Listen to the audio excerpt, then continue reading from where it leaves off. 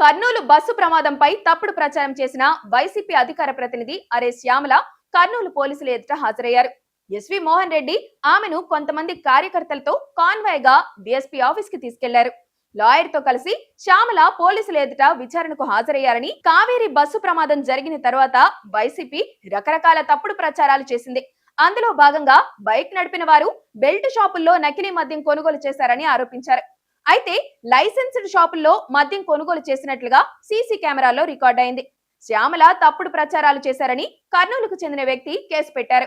పోలీసులు శ్యామల సహా YCP social మీడియాకు చెందిన 27 మందిపై కేసులు పెట్టారు. విచారణకు రావాలని నోటీసులు కూడా జారీ చేశారు.